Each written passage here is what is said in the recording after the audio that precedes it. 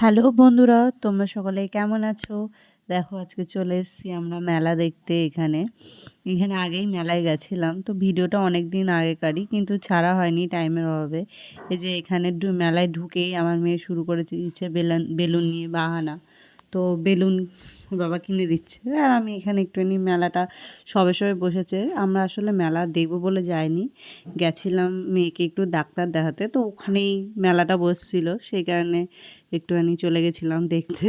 এই যে ওনার এখানে বেলুন কেনা হয়ে গেছে, কিন্তু বেলুনটা 2 মিনিটের বেশি টেকেনি তার কাছে।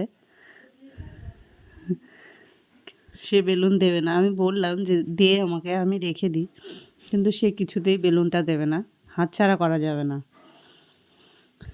তা বেলুন একটা নিয়ে হয়নি, আবার নেবে সে, কিন্তু যা হোক করে হলো। এই যে বেলুনটা এখনও অক্ষত ছিল, কিন্তু ফুচকা খেতে খেতে বেলুনটা ফটাস করে ফেটে যায়।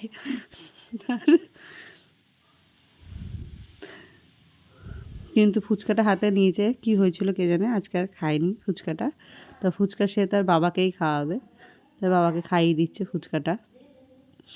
এই যে বেলুন ফাটিয়ে টাটিয়ে এখন হাতে করে বল নিয়ে দৌড় লাগিয়েছে, আবার বেলুনওয়ালার কাছে বেলুন নেবে।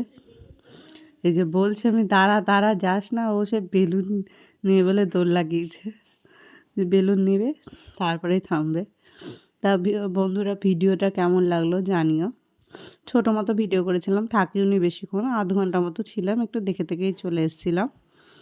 তা ভিডিওটা যদি ভালো লেগে থাকে তোমাদের, একটু লাইক কমেন্ট করে দিও বন্ধুরা, আর আমার চ্যানেলটাকে সাবস্ক্রাইব করো। হ্যাঁ, আমার মেয়েকে তোমাদের কেমন লাগে অবশ্যই সেটা কিন্তু কমেন্টে লিখতে ভুলবে না। এই যে ওনার বেলুন নেওয়া হয়ে গেছে, তা সেম কালার নিয়েছিল বলে আমি বললাম যে আলাদা কালার নে, তো আলাদা কালারের আবার একটা দিল ওকে, কিন্তু সেটাও মেলা থেকে বেরোতে বেরোতে ফেটে গেছিলো, সেটা দেখানো হয়নি তোমাদের। টাটা বন্ধুরা, ভালো থেকো সকলে।